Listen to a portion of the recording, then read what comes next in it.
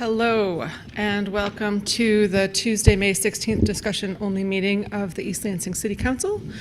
Could we have a roll call, please? Councilmember Brookover? Here. Councilmember Garcia?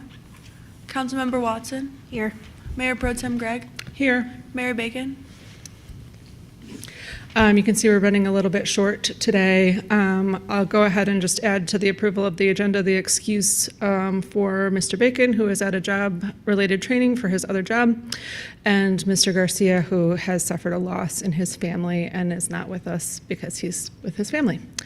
So with that addition, I will look for a motion to approve the agenda. So moved. Second. Moved by Mr. Brookover, seconded by Councilmember Watson, which brings us on to communication from the audience. I have two cards here. One of them is related to an agenda item further down. Mr. Pearson, do you want to wait until we get to your item? I imagine we'll be calling you up for discussion anyway. Okay. All right. Chuck Gagnier? Ganger? Yeah. Feel free to correct me at the podium. Yeah, I'm Chuck Gagne. I live at 2212 Rolling Brook, across the street from Myers, Lake Lansing, resident for 27 years. My neighborhood's become one of the neighborhoods that really latched onto the no mow May thing. And I have probably a dozen houses within or more in my block that are participating in that. And I just wanted to point out that it's looks really bad. It's a mess, and I'm not seeing the benefit. I mean, I understand the concept, but it's all just 2-foot long grass and dandelions. I'm not seeing any flowers growing, and I'm not seeing any bee activity. And I'm concerned also that at the end of the month that it's going to be even longer. I'm not sure how you mow 3 feet of grass with a lawnmower. And I would like the council to kind of reconsider this down the road, see how this goes this year. I just kind of hung back and waited to see how it would go. And you know, I kind of understand it. I've done a lot of work. I helped build the Milliander project back in '83 up in Maple River, and done a lot of goose banding projects. We kind of overdid it there, but apparently geese are everywhere now. There used to be no geese. So I'm all about, you know, and the other concern, I had friends stop by and they say, what's going on? I said, those abandoned houses at the end of your neighborhood there? I said, no, it's no mow May. That's the thing that East Lansing's trying out right now. And I feel bad if anyone's trying to sell their house in my neighborhood right now, because if it was me, I'd just keep on driving and not. And I've driven around the rest of my neighborhood all the way to Saginaw, and it seems like I have an inordinate amount of people participating in my block there. So I just want to express my concerns about it. I talked to Sexton about what happens in June when it's mow your yard June, and I don't know what they're going to do. I mean, I mowed lawns my whole life, had my own business a little bit when I was young, and the grass is going to look worse after they mow it. It's kind of, and I don't understand the research. I don't know what you guys did. I didn't really follow it up, what the hopes were or the benefits of this were. I thought it was for the bees, hummingbirds, what do you call them, the pollinators is kind of what they've been called.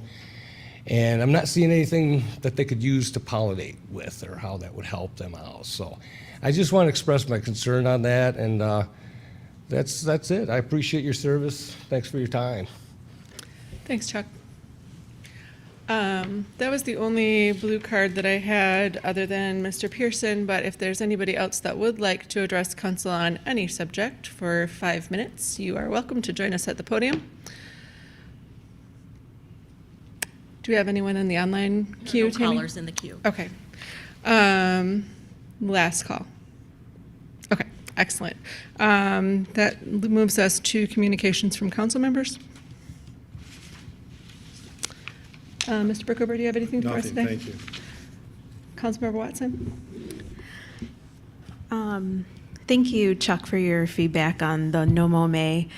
It's been interesting to look around the city. My parents are coming to town tomorrow, so I do feel like I have some explaining to do. The no mow was to people's comfort, so it's been interesting to see how comfortable people felt about the length of their lawns.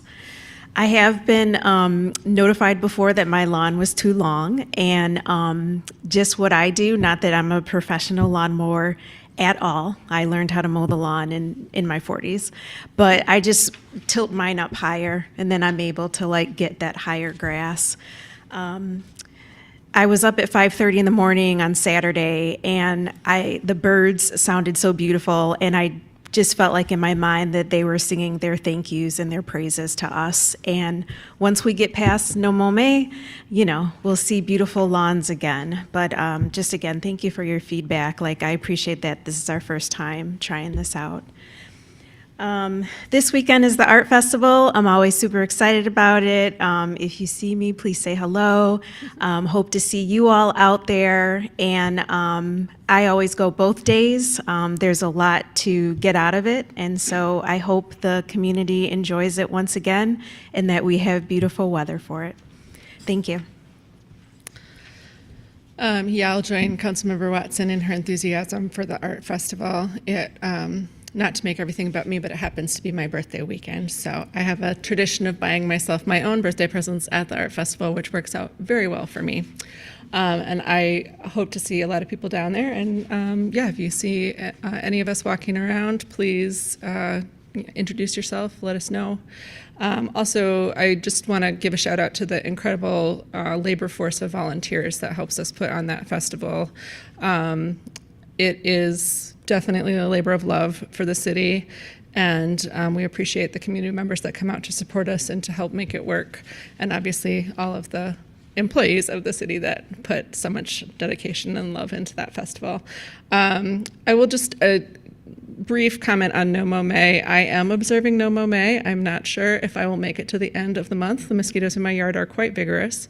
It was an idea that was raised at the Parks Commission and I believe independently at the Environmental Commission, and then a joint coalition from those two commissions kind of looked at the data and helped us craft our ordinance, which everything is a work in progress here. We are always willing to revisit things, tweak things, make them better. I will say that dandelions are food for pollinators, so even if it's only dandelions, they are, pollen-bearing flowers. So we'll see. My yard definitely looks very scruffy, and I'm one of the only ones on my block that's observing it. So I'm very thankful for the attractive signs that were produced to let everyone know that I'm doing it on purpose.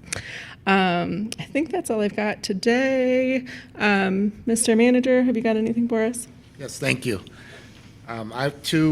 First I'd like to say hello to Chuck. I worked with Chuck for more than 20 years. It's good to see you. And with regard to the No Mow May, thank you again for the feedback. Perhaps one thing we can do a better job of, since it's new to us, is communicating at the end of April to have people perhaps reserve their last mow for as close to the last day of April as we possibly can, and we might have to push that out in publications in the future should we continue to go and do this in May. I wanted to, of course, express condolences to Councilmember Noel Garcia and the loss of his mother. We are very sad that he has to go through that, and just wanted to express our condolences. I too would like to just encourage people to come out to the art fair. It's a wonderful event every year. It's something that I always look forward to, and it's fingers crossed. Looks like the weather might be on our side, and so if you get an opportunity, you really should take advantage of that and come out and enjoy the weekend here in East Lansing, and perhaps even in between at Albert Fresco and other events. I would also like to take a moment just to acknowledge Nicole Mosteller. This is her last day with us, her last meeting. She'll be working with us through Friday, and Nicole is moving outstate, and she's been a rock star. We're going to miss her. Been a solid just contributor, and I just wanted to say Thank you for all the help you've given me, and I'm sure all the city managers that you've had the opportunity to work with, so wish you the best there. And that's it for my comments. Thanks, Randy. Okay, we'll jump into our discussion agenda. Item 6.1, the introduction of our new police social worker, Taylor Knickerbocker. Hey, Chief Jay. Good evening, Mayor Pro Tem, councilpersons. My name is Kim Johnson. I'm the police chief of the police department. And I'm going to introduce you to Taylor Knickerbocker, who is our social worker on staff right now. As you know, council authorized us to hire 2 full-time social workers and 4 part-time neighborhood resource specialists. And that happened back in the summer of 2020. And since then, these positions have been a great addition to our department. They provide services that police officers cannot provide, and it's a welcome addition to what we're trying to provide to the community. And so we're excited about that. Taylor's been with us since August of 2022, and she will do a little bit more introduction of what she brought to the table back in August 22 and what she's currently doing in our department, and some initiatives that we're looking at going forward. As you know, we only have 1 social worker on board right now, trying to hire a second one. And Taylor's been speaking of city manager, mentioning being a rock star, Taylor's been a rock star for us, dealing with the issues that we're dealing with in our communities. So I just wanted to introduce you to. Excellent.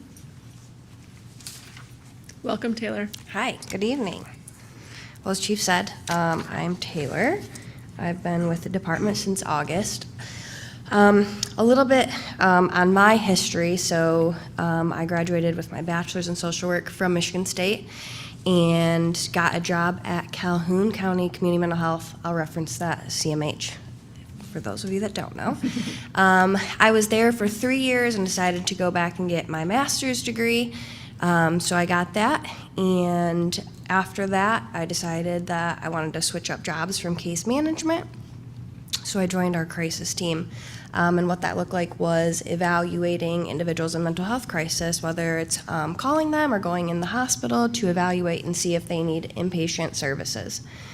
During that time, I also started working within the Battle Creek Police Department 8 hours a week, and helping their department with repeat calls for service or whatever mental health calls that they had, but again, only 8 hours a week. And so I kind of found my niche in that, and also assisted them with their crisis intervention team training there countywide.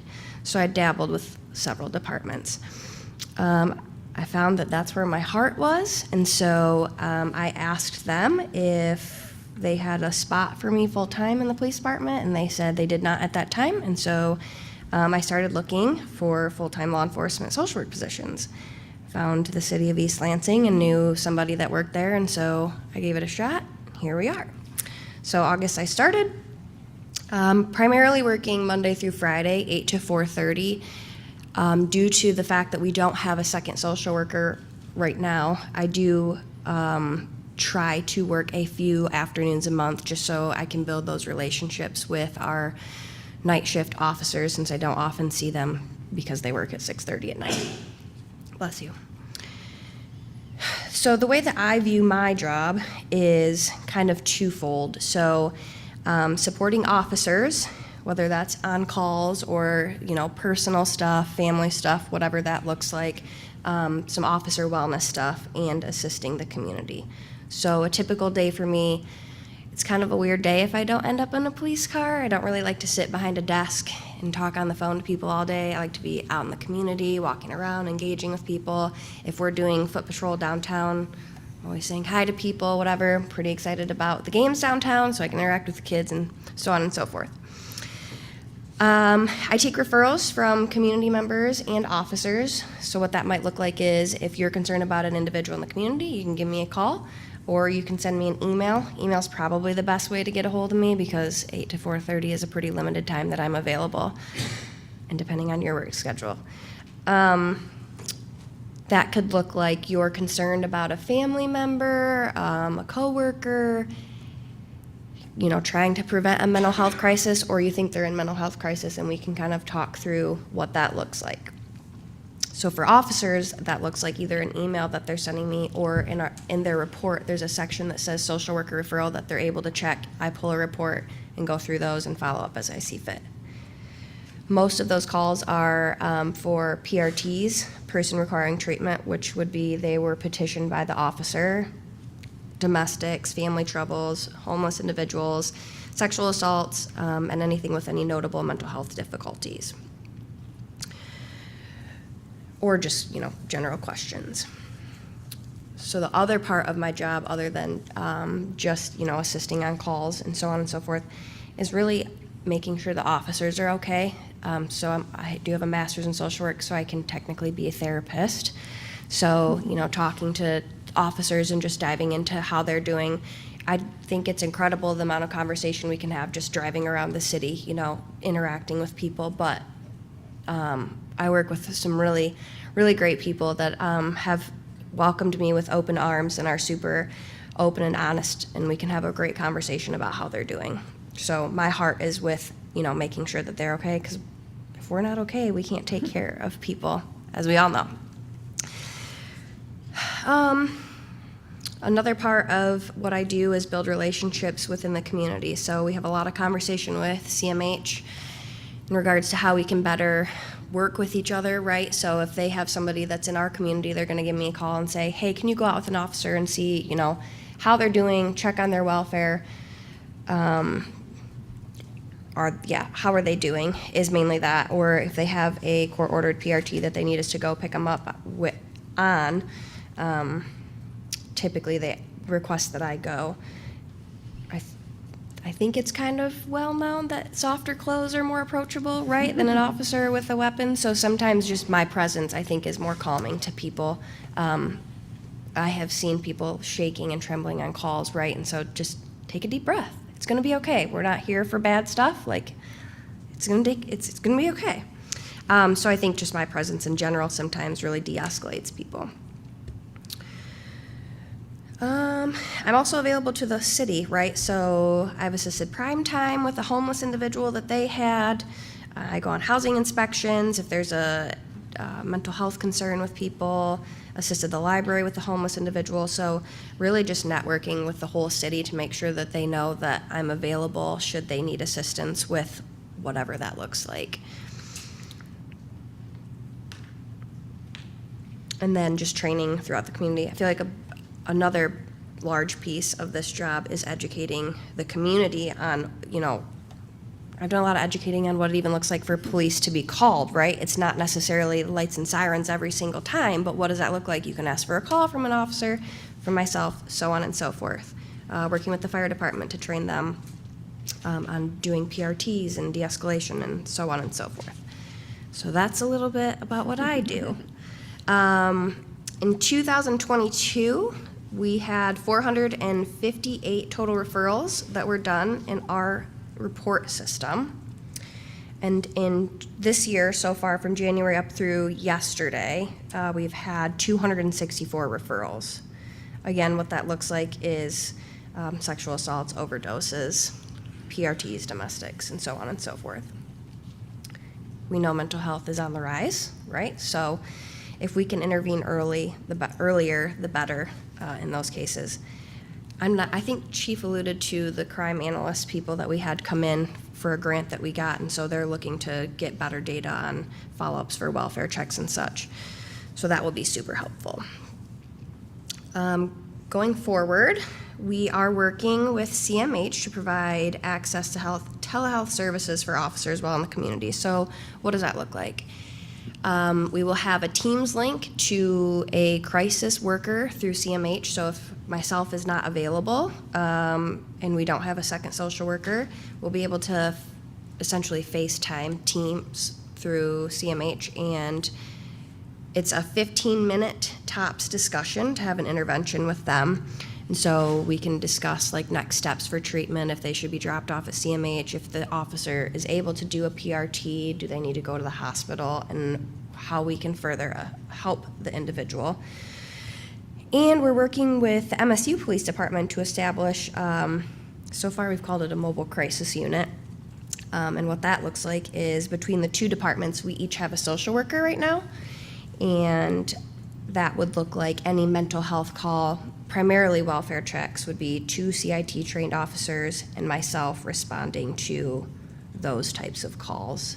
Can you tell me what CIT stands Yeah. for? So crisis intervention team. Okay, thank And then that training is a 40-hour training that dives into the signs and symptoms of how to look at mental illness and how to work with that while you're in the field. So it's just more in depth for officers to be able to recognize those symptoms. I appreciate that. Yeah. Thank you. And then we are looking to hire a second social worker. I think that about covers it. Can I ask you a question about Yes. the telehealth option with CMH? Yeah. Is that something that's available at, non-9 to 5 type hours? Is that something for, obviously we love Yeah, having you so- around, but yeah, so yeah. otherwise it wouldn't really make sense, right? Because Right. I kind of work the 9 to 5 hours. So yes, the goal of it is to be available after hours. Now that depends on CMH staffing, right? So Sure. we're all short-staffed. We Right. all know this. So they have, I think, all but a couple days of coverage where it's 24/7. So you would call the law enforcement number, say, hey, I need a consult, then they would get on Teams with you within a timely manner. So we're looking to roll that out soon. And then Excellent. the mobile crisis unit, we're looking to pilot that like in the soon-ish, within the next couple of months while students are off, so it kind of, we ease into it. Yeah. Excellent. Well, thank you, Taylor. Yeah. I don't want you to feel like you're peppered with questions, but did any other council No, members you're have good. anything they wanted to ask Taylor or say to Taylor? Thanks Thank for you. being here. Yeah. I don't know if you heard, but our East Lansing Independent Police Oversight Commission is really curious about you and supporting you and also hearing about the work. And so if you could, or Chief gives the heads up, and you can come visit them and, perhaps go over the same stuff and answer like some of their questions, that would be really cool. When the second social worker comes, is the plan to split the shifts differently, or do you get the, 9 to 5, and the second person, do they get the 9 to 5, or do they get a different? Yeah, so I say I work 8 to 4:30. Sometimes I'm in for briefing at 6:30, and I'm salary, so my schedule is flex depending on when I come in or when the need is, right?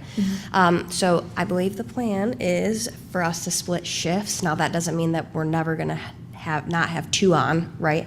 But yes, it's to provide more coverage so that we're able to support our officers more, right? It's not fair to night officers that I'm only during the day, but that is where we are primarily busy with mental health calls, which is what our data shows. So yes, it would be to have 2 separate, maybe overlap a little bit in the middle so that we can pass things along, but yes, it would be for 2. That's cool, and that's what they were seeing too with the stats, and when calls were made and when people were having mental health crises.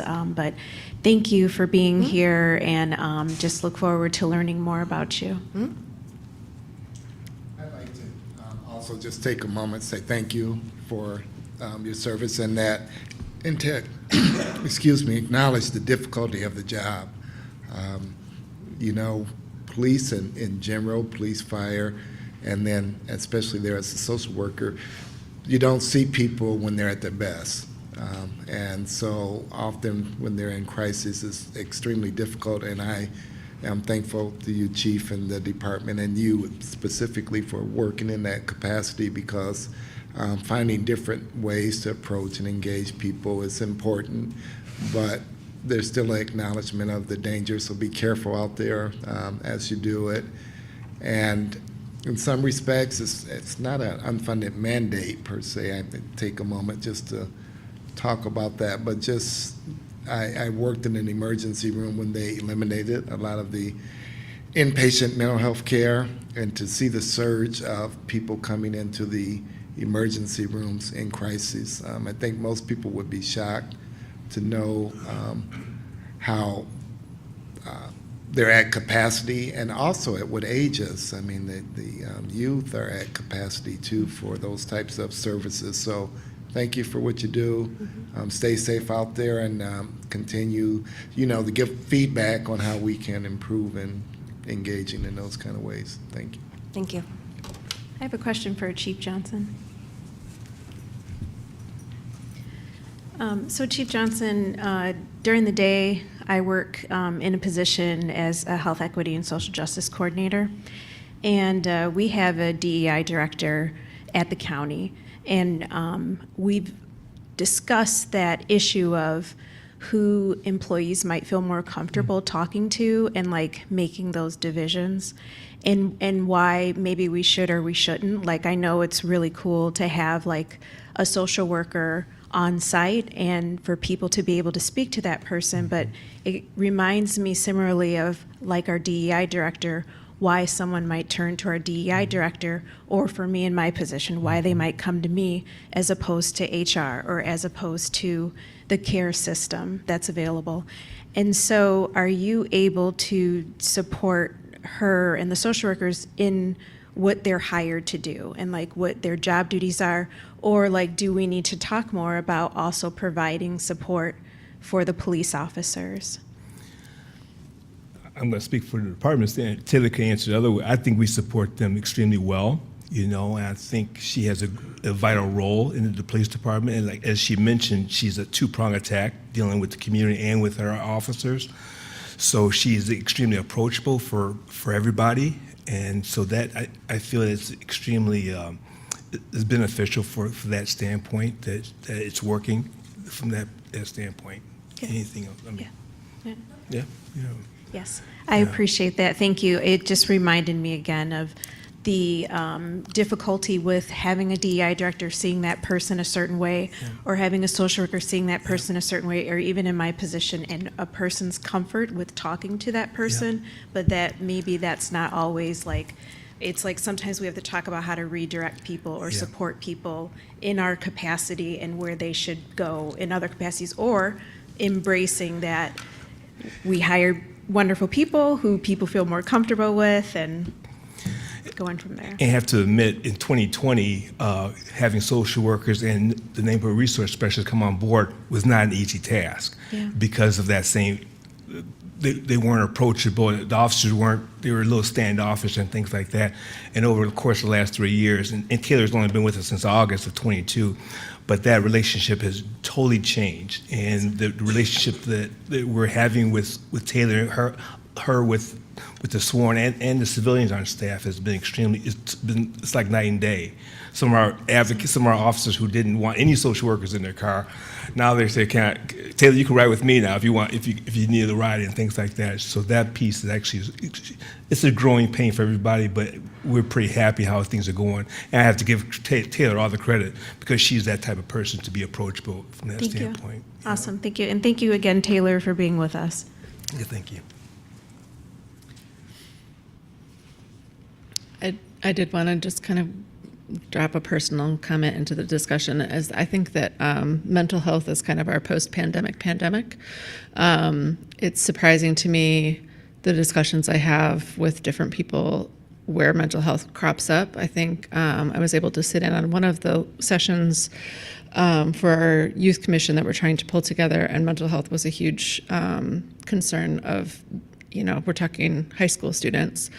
And we all know that being a teenager is hard, but I think that being a teenager right now is harder than it used to be. And I think it's harder for a lot of people in all areas of life. And so I appreciate that we have somebody within our police department that is kind of geared to address non-criminal but serious issues related to that. So thank you very much, Taylor, for joining us. I look forward to seeing you around City Hall. I did see you going out to your car in your swank social worker vest with your name on the back. So I can tell people that she is definitely protected. All right, we are moving on to 6.2.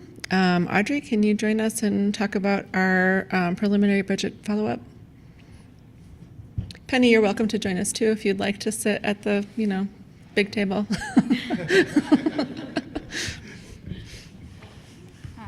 Good evening, Audrey Kincaid, Deputy Finance Director. So this meeting is kind of a new version of something, so I don't have a set agenda for us. Kind of going to be open to any other questions you have, anything in the Q&A that you want to hear more about. and then open up for any recommendations or changes to the budget. I did speak with the city attorney prior to this, and he noted that anything that's recommended, it can be kind of thumbs up or thumbs down, and it'll be incorporated into the resolution next week for official final approval. So no concerns in terms of discussing anything at this meeting. So if anything's recommended, I just want to get an actual thumbs up or thumbs down from kind of the consensus, and then we'll move forward from there. Yeah, and we are a bit hampered just by being Sure. short council. So although we are going to try to not pull any last minute things on you, we are missing 2 council members. So we'll do what we can to make Yep. it smooth, but that might cause a little bit of a wrinkle. Yep, and just like last year, we can kind of come with language for you if you can get that to us ahead of time. If the missing council members have those, we can kind of bring that so that it's ready for you guys to approve next week. Okay. Tammy, would you make a note to follow up with Mr. Bacon and Mr. Garcia and just kind of let them know that would be appreciated? Thank you. All right, I guess, so we have obviously the answers to the Q&A, which some of these did come out in previous sessions, but it's very nice to have them. I'm disappointed to see the answer to my question about the half-hour grace period being $500,000. That's a big bummer for me, but does anyone else at this table have anything that they'd like to bring up for Audrey, or any tweaks to the budget that we could get through before next week? I have a couple of questions, but I'm sure Dana has too. Yep, absolutely. We'll just take turns. Okay. I just want to clarify some stuff before we get to this resolution. Sure. As I understand the draft, the ARPA money is not in the resolution that we would be approving later in May? There are some items that are included. So I think you have it. I can see the blue Yeah, boxes. let me just see so in this draft, it talks about $250,000 for hazardous sidewalks, $2,414,000 for ELHCC City Hall facility improvements, and $700,000 for Charles Garage elevators. Is that correct? Correct. Okay, so that is actually in the draft plan right now? Correct. Okay. Is there anything else in the draft plan right now for ARPA? These 3 boxes, so just not the in development box. I'm assuming that's what you were looking at. The approved allocations box? Approved allocation, presented in draft plan, and emergent needs are all included in the draft resolution. Okay, thank you. And then I was looking at 2 things happened today. I drove down Bircham Avenue, or Bircham Street, on my scooter. And so then I was looking at your capital improvements program, and the capital improvements program is part of this draft, is that correct? The document that Tim presented last week? Well, capital improvements are part of the draft, correct? Yes. Okay. You're not going to know the answer to this question, but when was the last time Bircham was resurfaced? I thought there was some resurfacing when they did some construction, but... Construction starts June 5th. Okay, I thought I remembered something. So now, is that going to be the entirety of Bircham or just down by the high school? It is Evans and Timber Lane. Okay. Thank you. Those are all the questions I have. Thanks for your work.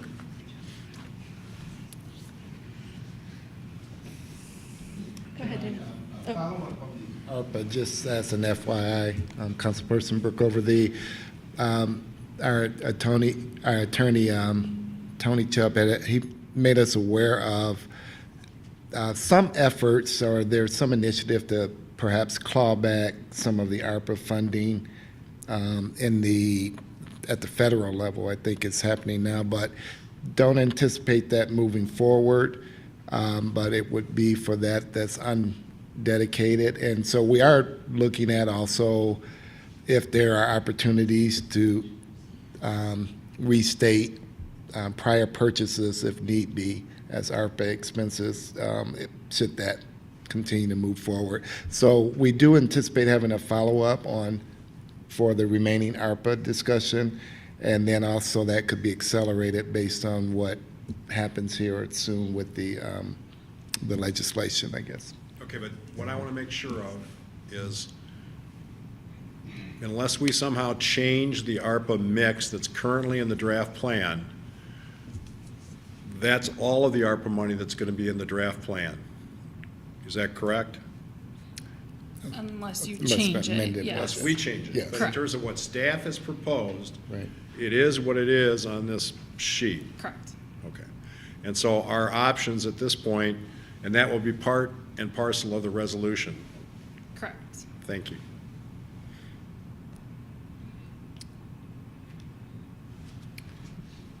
Go ahead, Councilmember Watson. So I'm looking at my question 42, which was about the mental health first aid trainings. And I'm curious about it because CMH offers mental health first aid trainings to the community for free. And so I'm just wondering what avenue we're using just for next time.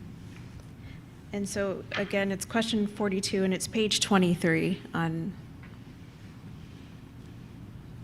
what I'm looking at. So is this specifically for the Parks and Recreation Fund? Yeah, and that was the mental health first aid classes that I think Kathy had said it was 3 years certification, but I was curious because I know CMH has them for free, and, you know, are we using like a different group of people or something?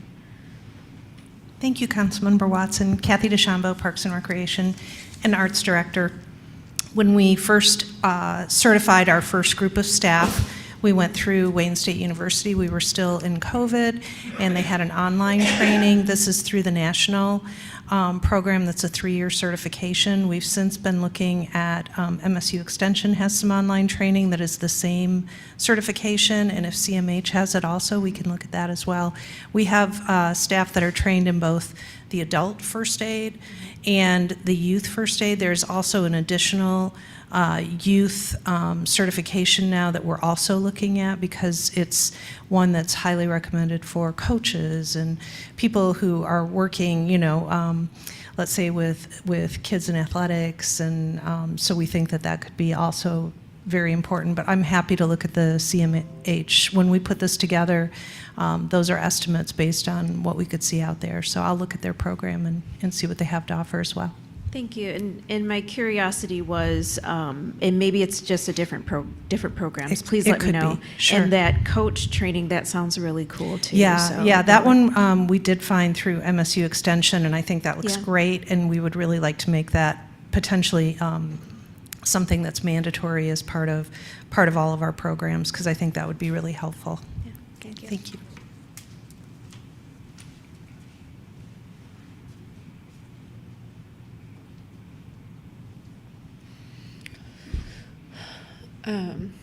I guess I don't want to leave this until I'm sure that we've kind of exhausted the topic, but I appreciate having all of the questions, even the ones that were kind of primarily answered in meetings, kind of aggregated here. It kind of refreshes my mind about the whole discussion because I kind of remember when those questions came up. I guess I don't have any specific items that I wanted to monkey with in terms of budget allocation, and I'm looking at my fellow council members. Is there anything that people were thinking of bringing up as changes to this document when we're asked to approve it next week?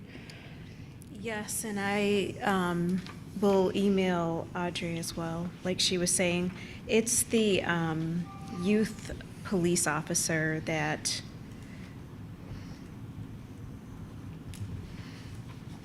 I'm thinking about not having in the police budget. Can I ask you a clarifying question on that, Councilmember Watson? Are you thinking about having one less position within the department funded, or just asking that one of the funded officers is not specifically allocated to youth? I would be interested in either. So I wasn't sure if with the number of actually sworn police officers that we asked were coming in or already on board, it seemed like perhaps the police department is more set than other places as far as numbers go. But yes, the downtown officer sounds like a great idea, even though it sounds like it makes sense to me. But the youth officer makes sense to me if I'm in support of that prison to, that preschool to prison pipeline. I think I have a fundamental problem with paying a sworn officer to interact with youth. Kim Johnson, Police Department. That youth engagement officer was nothing. It wasn't related to the school at all or anything like that. It was my idea. Is from the big picture of life is we're trying to find ways to engage our youth in a proactive, positive manner, where they would see us in a different light. So maybe when they grow up, they would be able to see the police officers as a helper instead of a hindrance. And so that was my idea, was trying to figure out how we can engage our youth either at Hannah Community Center or at the library or at football, baseball practice and things like that, where they actually would have a role and the youth would have a contact person who they can talk to and see on a regular basis from a growth standpoint in our community. And so I'm a big advocate of trying to engage our youth in positive ways of doing it. Our current police officers, they are being pulled a lot of different directions because of the initiatives that I wanted to do.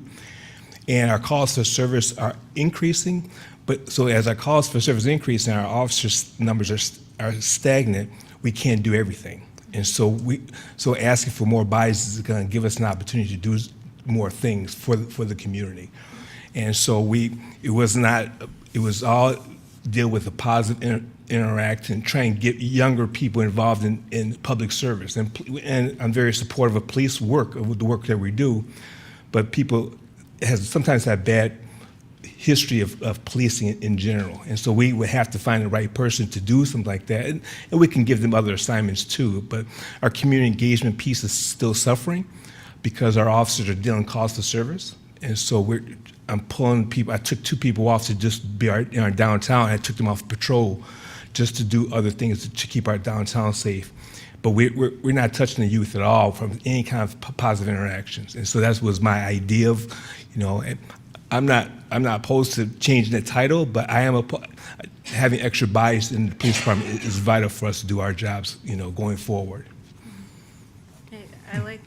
I appreciate what you're saying and what you're saying the position would be about, and I wondered if it should be somewhere else and not within the police department. And as you probably recall, I had asked if the person would be a sworn officer. Mm-hmm. And when I hear yes, I hear a person that's carrying and just different situations that wouldn't happen if it was a community engagement person that worked for Parks and Rec or worked for a different department. But because they have their the law and stuff, I imagine it's opening up an opportunity to engage with youth in ways that escalate and also really impact their lives for the rest of their lives. Yeah. And from a standpoint, from the uniform, they're sworn police officers, but from a youth standpoint, they may not. We want them in soft clothes. We want them in environments where they can connect with the youth from an interaction standpoint instead of an adversarial standpoint. So we're not married to anything in particular, but our youth is we're not engaging our youth at all in a positive manner right now, and it's an issue that I'm having because we don't have the resources right now to deal with it. Mm-hmm. I appreciate what you're saying, and I'll be in touch before Tuesday just to ask some more questions and try to understand things more.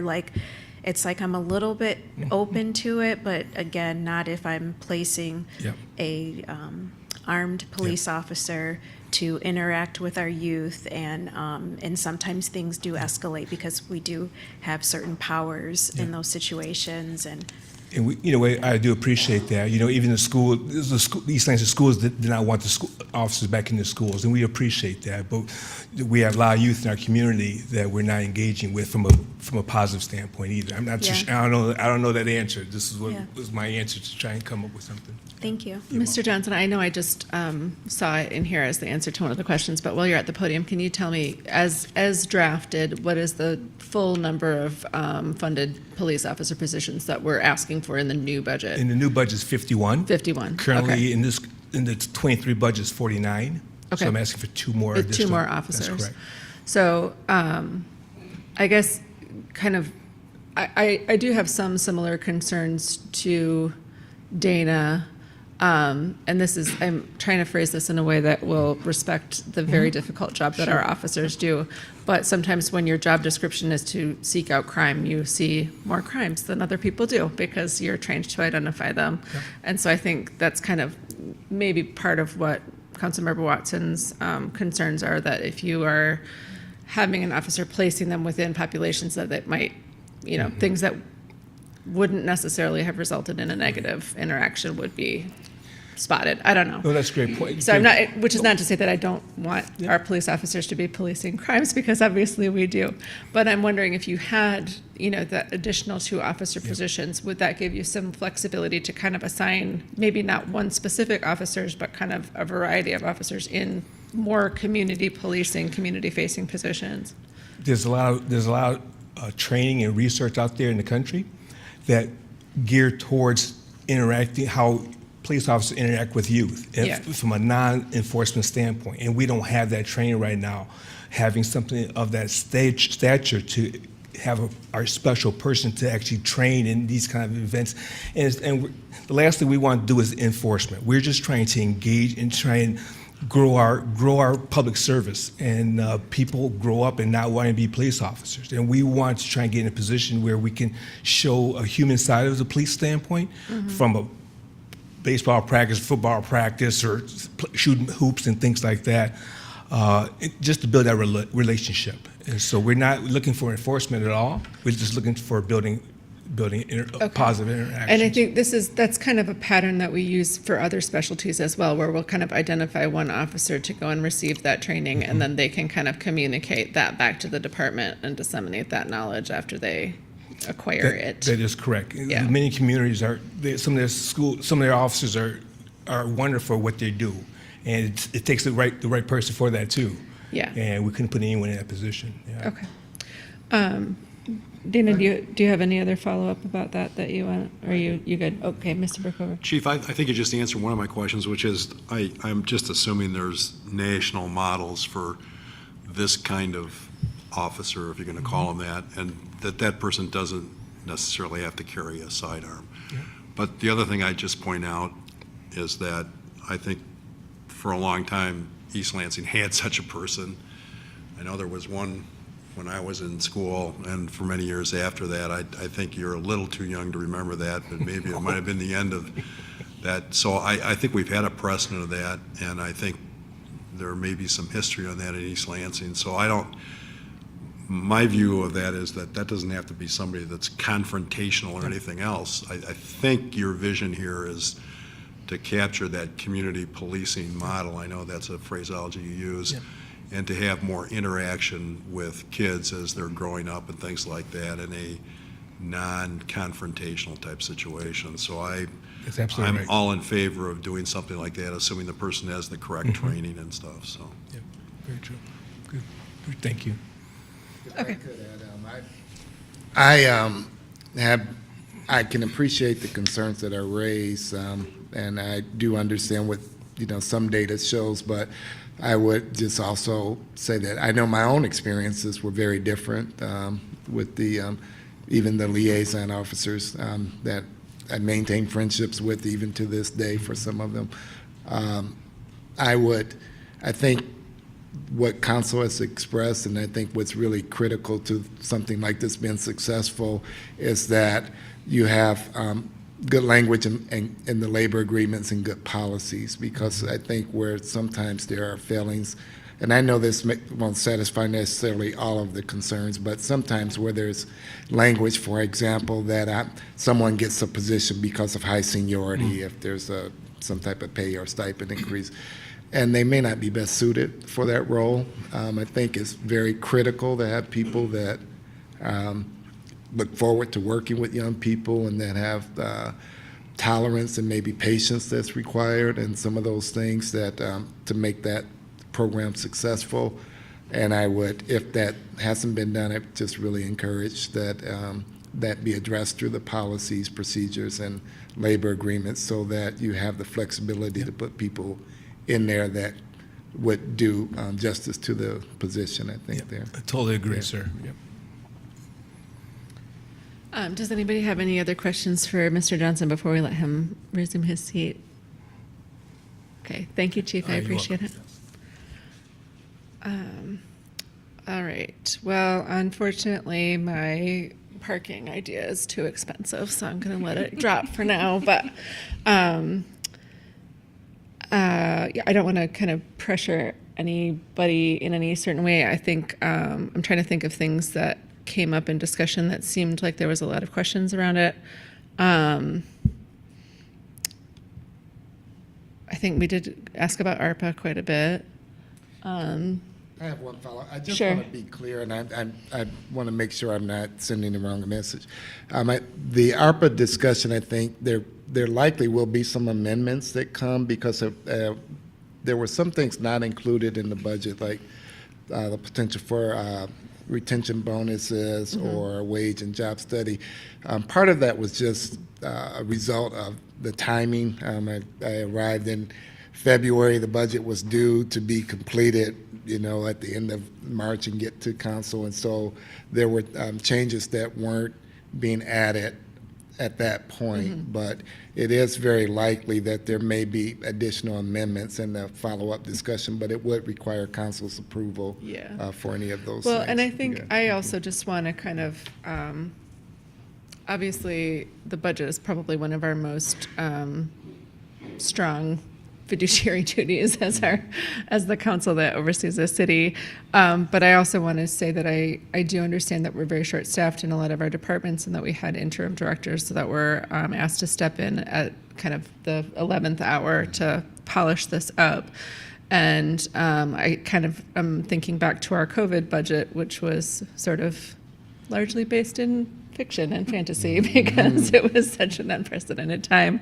And if we do have to open this back up and kind of do some amendments and polish things up in the future, I understand that that's probably going to be important, and I want our staff to know that that's something that we expect, because we realize that this is being kind of passed with a very shoestring staff, and we appreciate all the time that everyone's put into it. I'm satisfied with my questions. Everybody else? I don't have any more questions at this point. Okay. Thank you.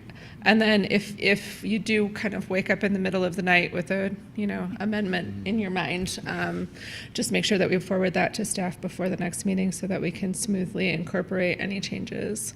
Thank you, Audrey. Thank Appreciate you, your Audrey time. and Justin. And Yes, all and finance the whole staff. financial Yeah. staff, and indeed our entire staff. It's been quite a And lift. Penny. Yeah. 4 meetings down, 1 to go, I think. That's right. We'll get there. We'll cross that finish line. All right. Mr. Dempsey, come talk to us about Building C.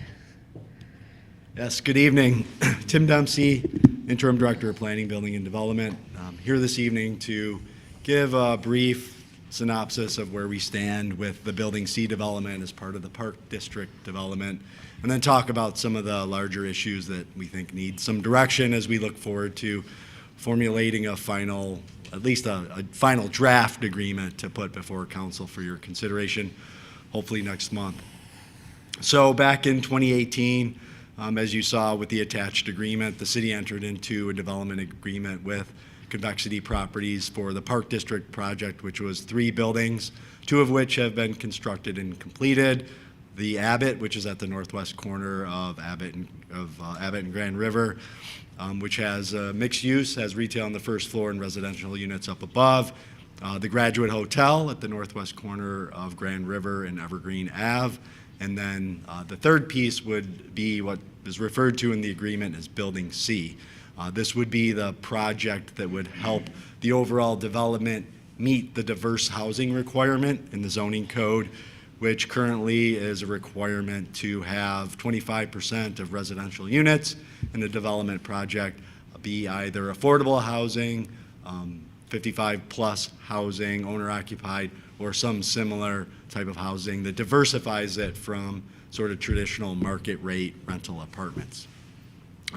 So the developer has currently been negotiating with PK Companies, who is a entity familiar with the city. PK was a group that the city worked with along with Capital Area Housing Partnership and redevelopment of the Bailey Community Center into affordable senior housing development project. So Convexity and PK have been working together to potentially transfer that property ownership from Convexity over PK, and then have PK carry forward and develop an affordable housing project of similar scale, roughly 5 stories, 70 units plus or minus, depending on sort of final configuration. So with that proposed development or change in development, the city has to sort of think through a couple things. In the original development agreement with Convexity, the deal is structured so that if Convexity doesn't develop the property by January 1st, 2025, they would have to convey the parcel over to the city, but the parcel would be restricted to open space. So that could be natural open space, that could be parkland, but it could not be developed. And that was an agreement between Convexity and the city at the time for a variety of different reasons. But by conveying that, they would then meet their diverse housing requirement and be freed of any other obligations under the development agreement. What they're proposing in this alternative scenario with PK acquiring it and developing the property is that by conveying the property to PK, they want to be released of that obligation, and then the city could work with PK to hopefully see that project through. PK has proposed that the city enter into an option agreement with them. Should PK not be able to develop the project or get it going within 48 months, the city would have the option to purchase it at $1.5 million, which is the same price that PK would be acquiring it from Convexity. Under that scenario, if it played out, the city would not have a development restriction any longer, so the city could either find another buyer or find some other alternative development scenario to do it. So with that, and we do have representatives, Jacob Horner from PK Housing here this evening, and David Pearson representing Convexity Properties are here as well, and they're available to ask questions and to add more flavor or commentary or background as needed. But we laid out sort of the key questions here. I just mentioned the one, is the city willing to accept the land transfer as meeting the diverse housing piece? Are we willing to, as the city, forego receiving the property at no cost with a restriction for the option agreement?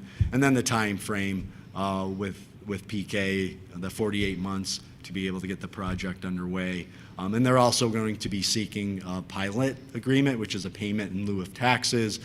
We have done this on a number of affordable housing projects in the past, including the Deer Path project on Hazlitt Road.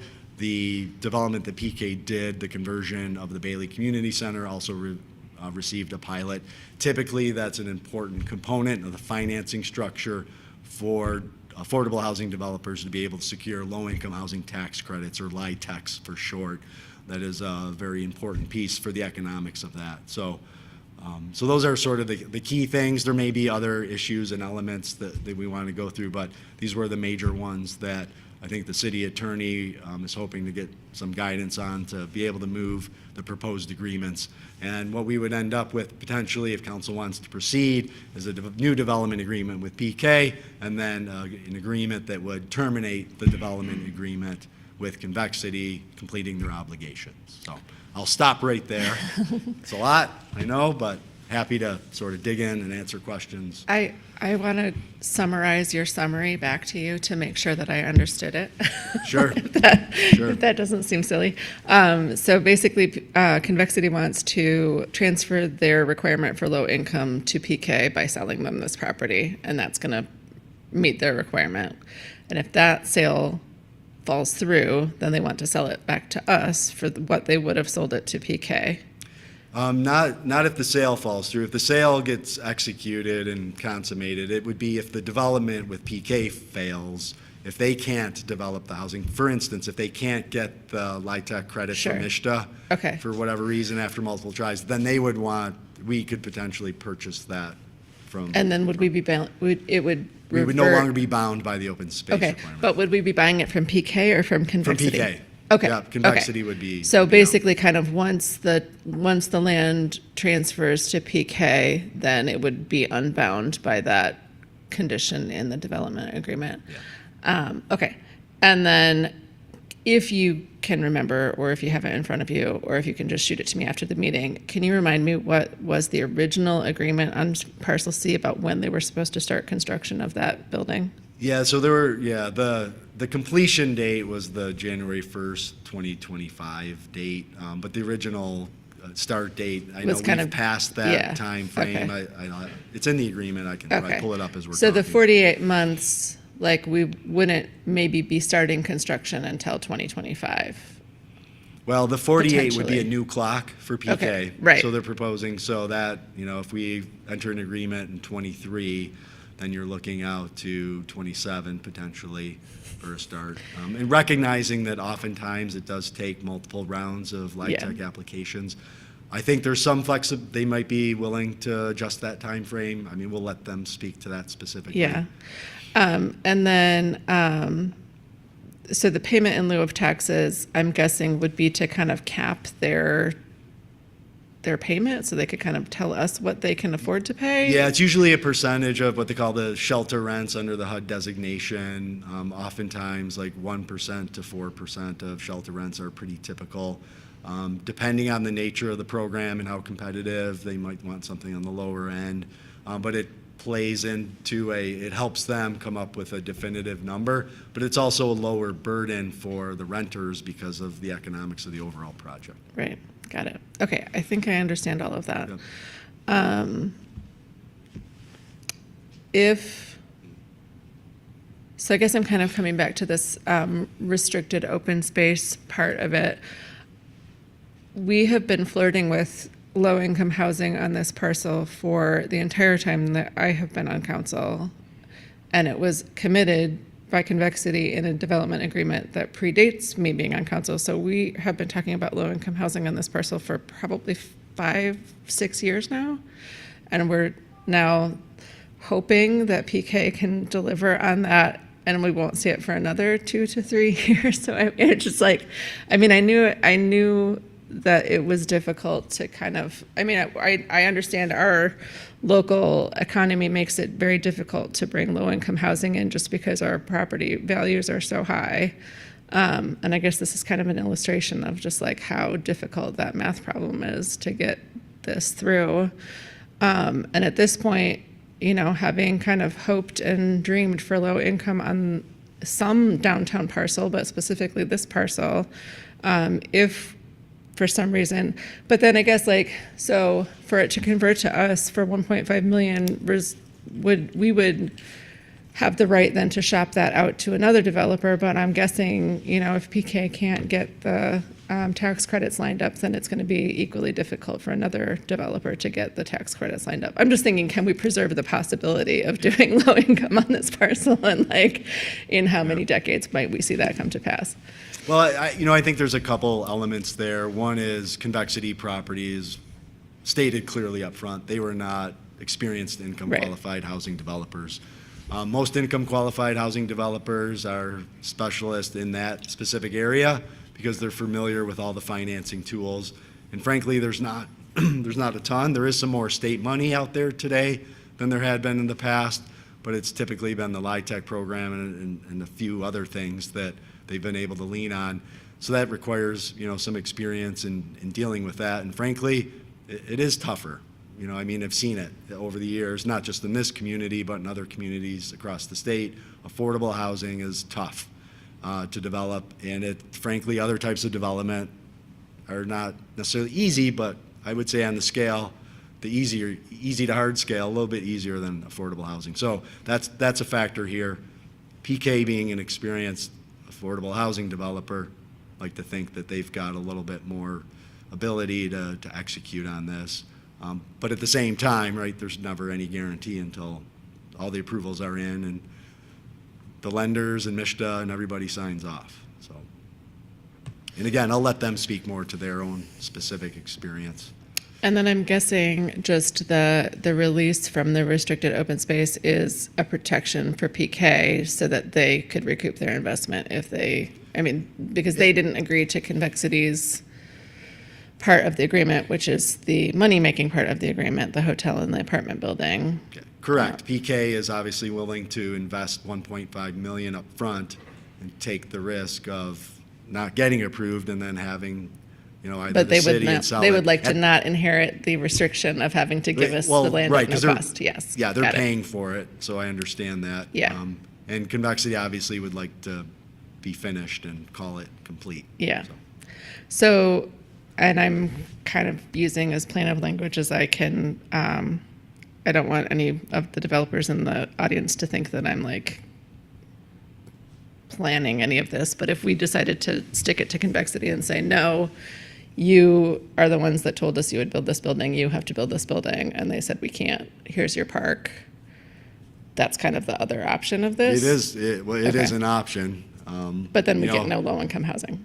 Then you wouldn't, Right. you would not get the Okay. affordable housing unless they could figure out a way to pull it off in the next, 18 months or so. Which seems unlikely, based So, on the well, fact based that they're on the not track well-versed in the tax credit system, and they're looking at a much tighter timeline than PK would be under this agreement. Yeah. And again, I don't want to speculate too much. I'd let Mr. Pearson sort of address Okay. that directly. Okay, I think I have a handle on the situation. Thank you very much. All right. You're welcome. I guess before I invite Mr. Pearson up to the podium for his delayed public comment, does anybody else on council have questions for Mr. Dempsey? Mr. Brookover. Well, I'd really like to see this go ahead, but I have some questions for you. 'Cause I want to make sure I understand this. So right now, if Convexity can't do the project, which it's pretty obvious they can't, this land reverts to us for free and has a restriction that it will be park. Is that correct? Yes, open space, correct, which could include parkland as Okay. part of that. Open Yep. space, all right. Yep. So I'm looking at your bullets in your memo, and I'm looking at the second bullet. It says, is the city willing to forego receiving the property at no cost as restricted open space in exchange for an option agreement on the land for 1.5 million, but with no development restriction? So I can get the land for free now, and it has development restrictions. And so you talk about risk to PK, and I respect PK. They know what they're doing. They can do this project. But you're talking about risk to PK. Well, the fact of the matter is there is no risk to PK because it's an option that we don't necessarily have to exercise at 1.5 million? Correct. I mean, they could potentially sell it to another party, right? Okay. Well, but it's our option. I assume it's a right of first refusal for us at a set price, right? Yeah, that agreement would have to be structured, but yeah, I think we would want that as a first right of refusal, but they would also want the ability, should we not execute that right, to be able to sell it to another party. No, I get that. Right, yeah. And then on your last bullet about the payment in lieu of taxes, so what are the range of the payments in lieu of taxes that we've done before in these projects? Yeah, so they've been in that 1% to 4% range, although the Bailey one is a little different. We actually did, for all the affordable housing units, we did $100 a year, straight up payment, so it was pretty low. Okay, well, what's the highest? But the market rate for that project, there's 5 market rate units plus the commercial space, that has to be taxed at full value. That is not subject to the pilot, only the affordable units. All right, what's the highest pilot percentage we've got? I think 4%. I want to say Deer Path is in the 4%. Okay, and for how many years does that go on? Typically, those are often like 30-year arrangements. The Bailey one was an initial, I believe we did that for 45 years, equal to the land lease for that, or the initial lease for that, with an option to renew for another 45. Well, okay, it occurs to me, I mean, I think I understand what you're proposing, and I think it's correct, and I'm going to say it again, I would like this to happen. But it does occur to me that the council is now being placed in a fairly awkward situation, because, so let me say this. I'm happy to have the discussion tonight, but I ain't going to commit to anything until I see a development agreement that's before us that we're asked to either reject or pass. So I don't have the right phrase here, but Mr. Pearson knows I've been in enough litigation. I sort of feel like I'm negotiating something here that I don't think I should be in a position to negotiate. So I'm happy to hear what everybody says. I want the project to happen, but I'm not going to buy a pig in a poke when I know that we got a free piece of property coming back to us, which, yep, it's going to be open space. So I just want to say that for the record. You're looking for kind of direction as we move into Yeah, so I configuring think what the change of this Right. development agreement So would be. generally, we can sort of continue. There's some initial agreements that we're going back and forth. We'd like to, again, present like a final draft. If we had a sense if there was any direction on these, are people generally okay with the notion of a pilot? Is the 1.5 million option even reasonable? But if you're not comfortable yet until you see the whole agreement, we understand that as well. We can certainly get those together, and because the intent is to bring them back sort of either way. Yeah. But we just wanted to get a general sense if council had. Okay, so that. let me say it this way. And I'd say it directly to David, too. So, yeah, the general sense is I'd like to see this happen. That's the third time I've said it. I'd also like to see the highest possible pilot percentage for the shortest period of time. And I'm not really interested in paying $1.5 million for a piece of property that I could have for free in 3 months. So those are some of the things. Now, having said that, I would like to see the thing go ahead. But I think I've sort of been asked to sort of negotiate here. And so I'm not going to be doing the negotiating, but I'm going to be doing the voting. So I would like you and the city attorney to negotiate the smartest thing you can do for the city from a fiduciary duty standpoint. Fair enough. Does that give you? That's great direction. Thank Okay, you. thank you. Because then you can go and negotiate, and you can say, I know you're going to do this.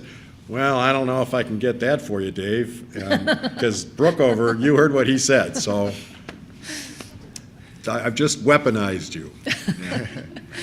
I think part of the intent of the discussion as well was because there is, as I understand it, a time sensitivity to trying to get in for the first application round if they should do that. So some of the things you're outlining is, I think, what was seeking guidance on. So if they should come to an agreement that they could bring back, that they would be looking to meet some of those parameters. And could you, I don't know, explain the time sensitivity if that? Yeah, the hope would be, again, to bring a draft agreement back to you in June. And then let's assume that we work out a deal and it does move forward. PK would want us to look at adopting a pilot ordinance shortly after. Those are contingent upon the deal happening. So there's no benefit granted if that project doesn't get awarded the LIHTC credits from MSHDA. So they could have that in place and the other commitments, work on any modifications to the site plan approval process that might be needed ahead of being able to start submitting for, fall applications, so. I'm fine with having the discussion, Mr. City Manager. I'm not criticizing that at all. I think it's great. We're having the discussion, so. Dana, are you trying to get a word in? I'm sorry. Yeah, it's okay. Did Building C get the pilot? Building C is the one that we're. Yeah. No, there was no pilot awarded for that because at the time it wasn't necessarily clear what type of housing would go in initially, but there was also a substantial brownfield plan of 5.1 million that was approved for the project costs. So that was a substantial investment. You lost me on that part, but I do get the answer that Building C did not have a pilot. So It did not, nope. All right. But And so last time Convexity came, we were told they were going to be working with PK. yeah, and that's been happening. They've definitely been working on But it. now they're leaving the picture. What's the penalty when a builder comes in, says that they're gonna abide to the low to moderate income or the 55 plus, and they don't? What's the penalty for that? So in this case, there wasn't necessarily a penalty. There were provisions in the development agreement, or I should say there are, the agreement is still in effect, that if they didn't achieve certain milestones at certain points, land could revert back, the incentives would come off the table, et cetera. They've fulfilled all of their obligations under buildings A and D. So they've received all the benefits, they've paid, they've built the infrastructure they said they would do, that's been completed. At this point, reversion of the land to the city is specifically spelled out as not a penalty, but as meeting the requirement of affordable housing should they not be able to develop it. So it's basically an outlet for them and was not structured as a penalty per se. Okay. And we were asked before to have the land for 1.5 million. I'm sorry, where were we? Council discussed this Okay. land before, and we had decided that we were not going to take the land for pay them 1.5 million. So it feels like it's back on the table when we already, and I'm not like saying that at you, but I'm saying like, this is wheel spinning. Like, we already said where we were at with the land. And so now, if Convexity pays 1.5 million to PK, and then PK, it doesn't work out, they get 1.5 million from us. And then that sounds like a scot-free deal. Again, the 1.5 is if the city decides to exercise that right. The city doesn't have to. Yeah, but they already proposed it to us, right? Convexity proposed, Yeah. so PK is a different company. But they're proposing the same thing, right? Yeah, Convexity is Dave,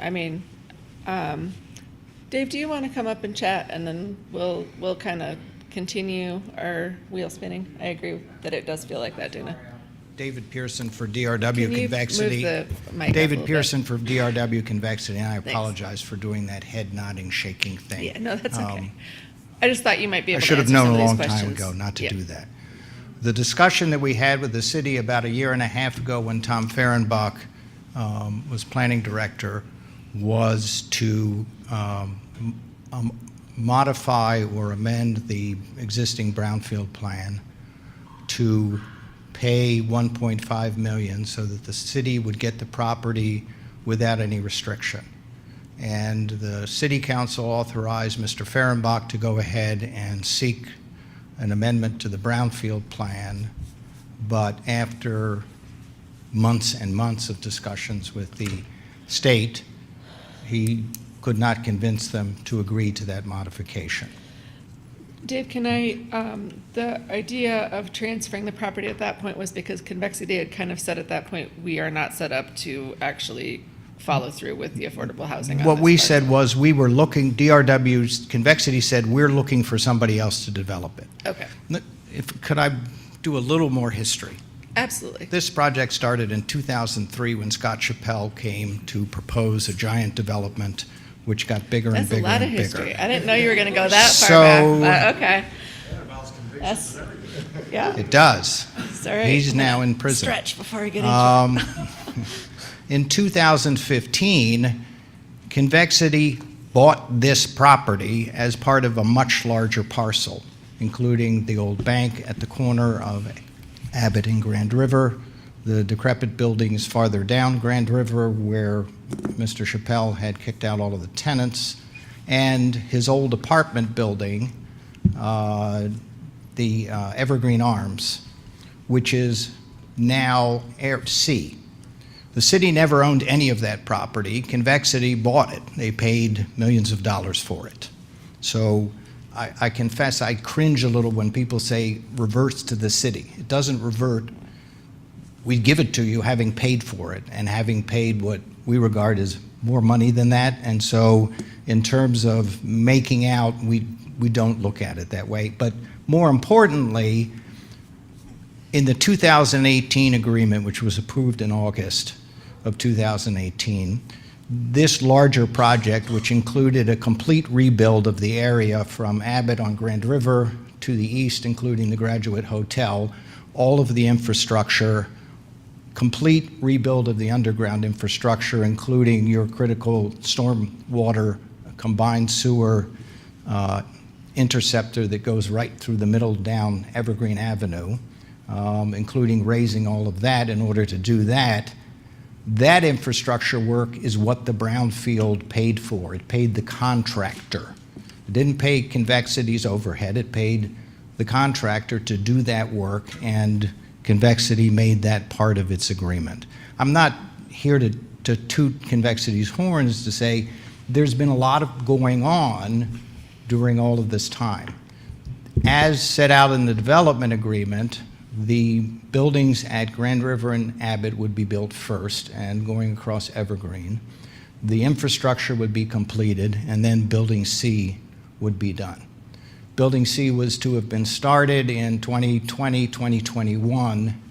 COVID intervened, has pushed many things back, and the current dates would have required Convexity to come in with plans probably about this time in 2023 and complete construction by about this time in 2025. So that's the timeline remaining. Convexity went into this expecting that they don't do LIHTC. They didn't expect to, but they thought they could do affordable housing at 80% AMI. They really discovered that they couldn't, and they spent a considerable amount of time and effort trying to do that before concluding that it really wouldn't work, and came to the city and made the proposal that I mentioned earlier to do it otherwise. Built into that was, whether it's however it's characterized, was that if it came down to it and Convexity did not do the affordable housing, that it would meet its obligations to the city for diversity in the housing by giving the property to the city, and it would be a park or open space. The city wants affordable housing, and Convexity thinks affordable housing would be good here. They do not propose to make a large profit on this. What they propose to do is to transfer it to PK, who, as near as we can tell, everybody agrees knows how to do this. And anybody can say, we should have known this a long time ago. All I can tell you is we didn't. But at this point, we understand it, and we think that this is a good plan, which will get the city affordable housing. What we're asking is that either building affordable housing or the city taking it for a park satisfies the requirements of the ordinance. Otherwise, what's already built doesn't conform to your ordinance, and then we can't do anything with PK. We simply have to live by the agreement as it stands and either build it quickly or have it go to the city as a park. We really don't have any choice in that. And so that's how we come here with this deal. As the points that you all have made, it's not a perfect deal. I don't think anybody's making out here. I guess our hope is that at the end of the day, sooner rather than later, the city will have affordable housing. In terms of the current timeline, as I understand it, it would be about 2 years from now where the agreement would reach the point where the city could get the property as a park. We think that PK's timeline is reasonable within that context and also sensible in terms of what they can do. They're hoping to hit, at one point we thought maybe we could do the April 1st, but they're looking to hit the October 1st round of applications at MISTA. That's really what I have to tell you. I'm glad to answer any questions. As I say, I think it's something that will get the city affordable housing, which is the ultimate aim here. Thank you. Do they have to apply for the MISTA? MISTA, like you guys can't? I'm sorry? Do they have to apply for the loans through the government as PK, and you guys cannot? Because Correct. And so that's part of the reason why you want them to take over. There's two reasons. One, they have to actually apply, and two, they don't work that way. There are not, we looked into that because one of the questions was, can we find somebody who knows how to do affordable housing who will come in and do it for us? And what we discovered is they don't work that way. They can't make money that way. You don't, there aren't consultants who do affordable housing. And I think the city did that previously in working with PK on the Capital Area Housing Partnership. They partnered with it, and PK came in to do that project. But I'm glad you asked me that question because, frankly, we spent a lot of time trying to do exactly that, finding someone who would show us or lead the way in order to make that happen. And we're never able to find such a person. The Capital Area Housing Partner project, that's the Bailey Center, is that? Yes. There you go. Okay. Mm-hmm. I think you have definitely accurately described it as not a perfect situation. Yep. I mean, I guess, like, to me, the question for me, and I guess for this council to resolve, is do we want a park or do we want affordable housing? I love parks. I think parks are great, but we've been really working hard on trying to get affordable housing into downtown, and I feel like, although it seems like it's taking a really long, circuitous path, we're as close as we've ever been with this agreement. I think bringing in a partner that lives in the low-income world and has successfully developed low-income properties is a big step forward, even though it feels, I definitely agree with your assessment, Dana, that it feels like spinning our wheels a little bit. So it's a step closer, but it's like a baby step, maybe.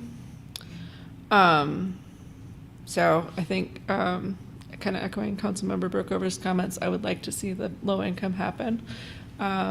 How it happens is, I don't imagine it's going to be a smooth deliberation and getting that agreement exactly hashed out. So we'll see what it comes back to us looking like, but I'm pretty invested in the idea of low-income housing on that parcel at this point.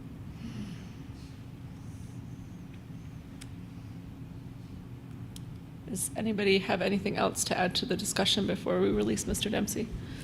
Or I guess we do have partners from PK here. Would you guys like to chat with us a little bit? You probably have opinions on our opinions. Well, thank you. I appreciate. And if you wouldn't mind just giving your name and title for our minutes, that would be great. Absolutely. My name is Jacob Horner. I'm the Vice President of Development with PK Companies. With me today is my partner, Chris Potterpin, and our colleague, Sam Schultz. I had some prepared remarks, but I'll cut it short because I think a lot of what's been discussed has covered that. Yeah. So 341 Evergreen, what we're looking to do there is do a family development. So Bailey was a senior development, and that's marketed specifically for families and those in the workforce who don't earn enough to afford a place to live in East Lansing.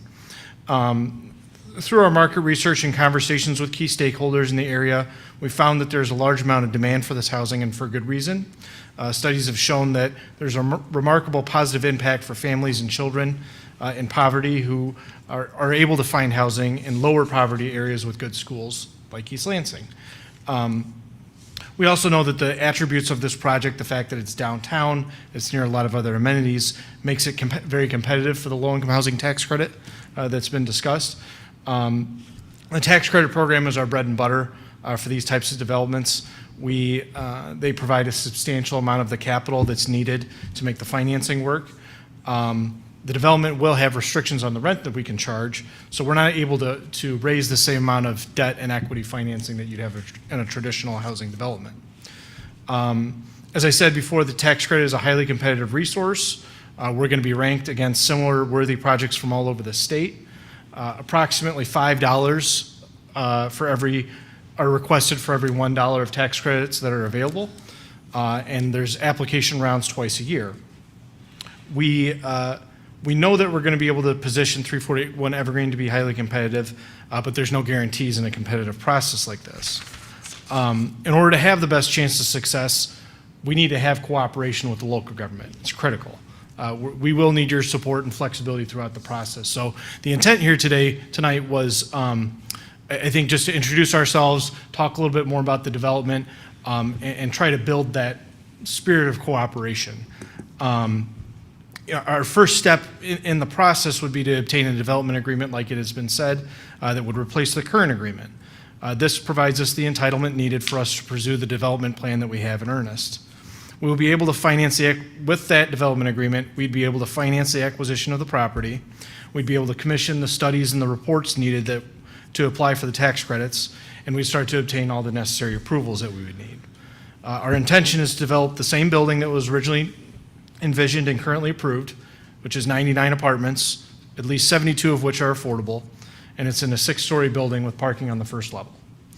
The proposed development agreement that we're working on with city staff also contains the obligation for the city to enact a conditional ordinance which grants a payment in lieu of taxes pilot, which is necessary to have a competitive application. It also provides us and our financing partners with certainty regarding the property tax burden.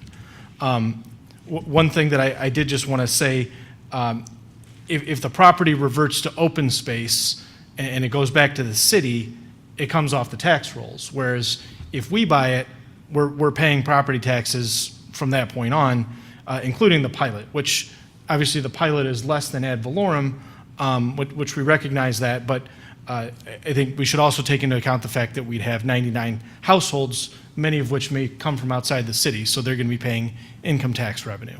It is low-income housing, so they're not paying a huge amount of income tax revenue, but it is meaningful. In regards to timeline, so the proposed development agreement has a timeline, and I'm sure based off the comments that have already been made, it's lengthier than what everybody would desire. Unfortunately, it's absolutely necessary for us to have a long runway to make this project happen. I did just want to give an example. We just started construction on a project in Grand Rapids that we've been working on for half a decade. But we first applied for tax credits on that February 1, 2021.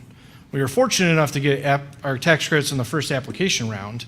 However, we just closed on the property in March and started work. So it took us 2 years from when we applied to actually close on the financing and start work.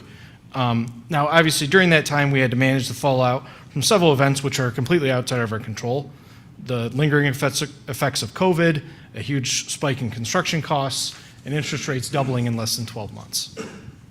We realize that the city has been waiting for this to happen since 2018, and we completely sympathize, and we share your sentiment. All three of us are MSU alumni.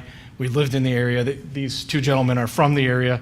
I've been here for 22 years, and we've walked past those buildings that were on Grand River many times. And just like you, we've also seen development plans for that area languish.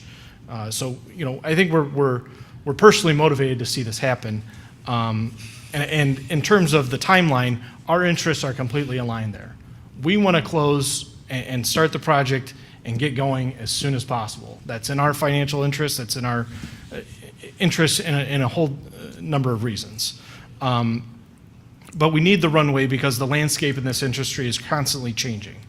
We actually don't know for certain what the exact competitive criteria are for the upcoming tax credit round, because MSHDA updates their qualified allocation plan, which is the rules for that, for the tax credit allocations, every 2 years. So the upcoming round will be on a new QAP, qualified allocation plan.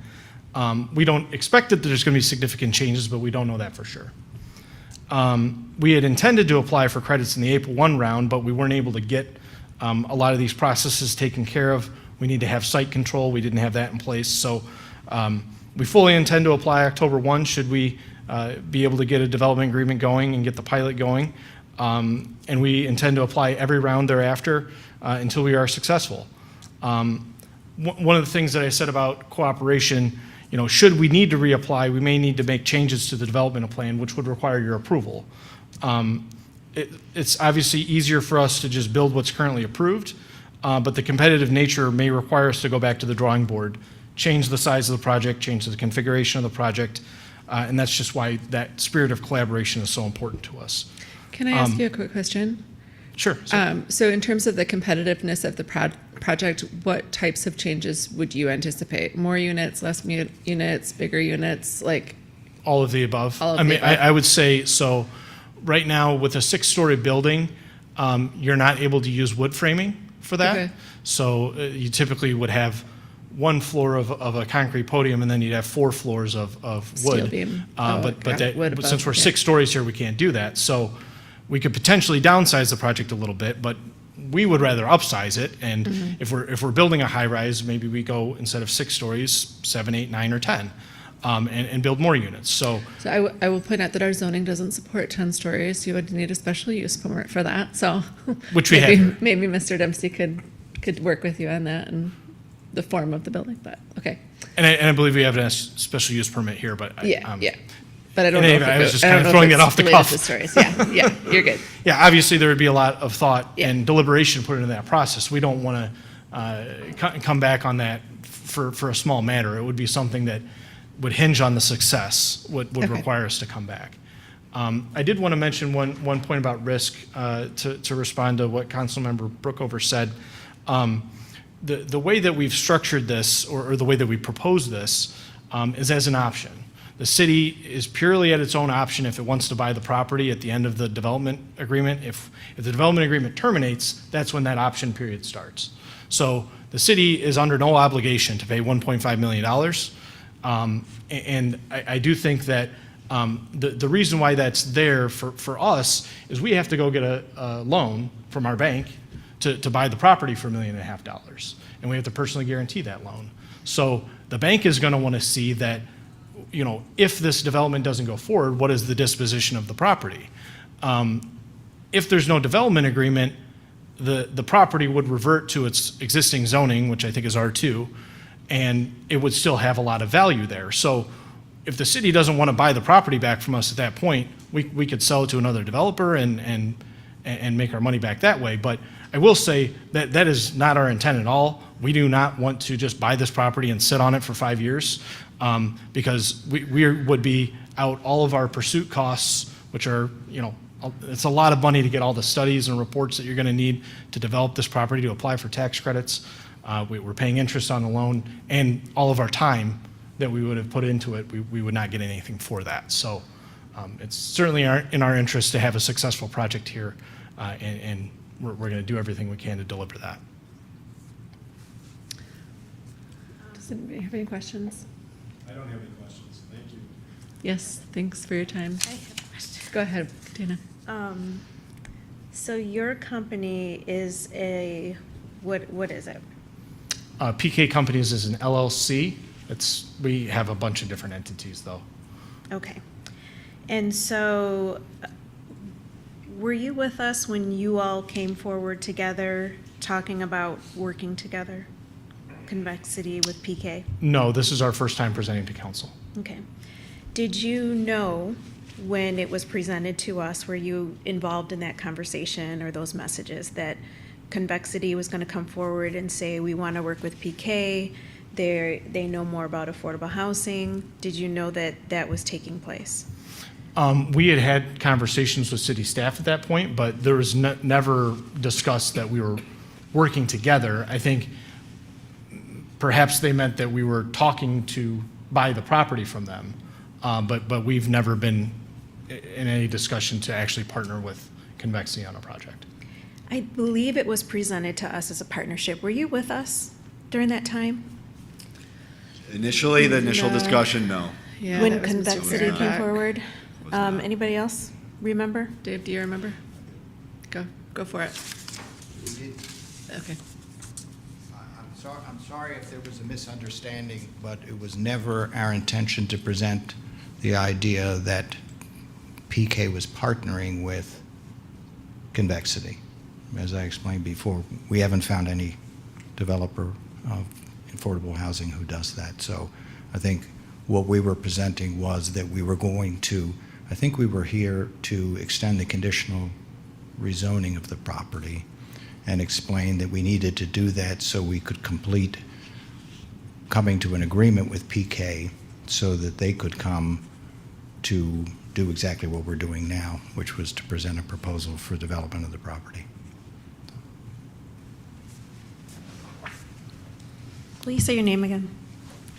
Jacob Horner. Okay, Jacob, I appreciate being here. I am passionate about affordable housing. Anywhere in a community where people are getting paid wages that are not livable, they should be able to still afford to live here. So I appreciate that. But as you might be understanding today, or maybe you already knew, we have been talking about this for a while, and it's not happening. And so now it feels like something else is back on the table that we already discussed, and also we're talking about a new person, and like, can we believe this, or is this just an out for you as well? And but I appreciate what you're saying. I appreciate hearing about y'all's Michigan State background, alumni. It sounds convincing. It's just been a real tiresome process where it seems like there is data, information, and ways to find out how to make something work, like low-income housing. When you're talking about investment companies, people can pay people to tell you the answers or find out the information. And I'm not sure how long you all have known each other, but like if you've been around this whole time, like I don't understand all those pieces. But just again, like, thanks for coming forward. What you're saying sounds great, and I hope it's truth, and that we can see something wonderful soon. Certainly, and I appreciate the kind words. And I agree with your sentiment. Thank you. Mr. Dempsey, how are you feeling about our we'll direction to you? we'll move forward and get those agreements in front of council. Mayor Pro Tem, back to your question regarding the start date. So it was designated as 18 months after certificate of occupancy of Building A, which is the Abbott. Okay. That was in August of 2020. So that puts it roughly at the end of February of 2022 for that timeline. Okay. I do kind of remember a discussion Yeah. mid-pandemic about the fact that wasn't going to happen. Yep. Okay. Do you have any closing anything before we let you sit down? Thank you for coming. Yes, Thank much you. Yeah, appreciated. absolutely. It's a really complicated, drawn out, and obviously we've got a little bit of heartache over the whole Oh, thing. absolutely. And so Yeah. I appreciate you making yourself available and talking about your background so that we can make the best decision possible. Thank you, and we're Yeah. available if you have any additional Excellent. questions. Thanks. Appreciate your time. Thank you. Thank Tim. you. Much appreciated. Appreciate it. Okay, that brings us to the end of our agenda. So I think we're done. We're adjourned. I think we're adjourned. Yep. Thanks. Thanks, everyone.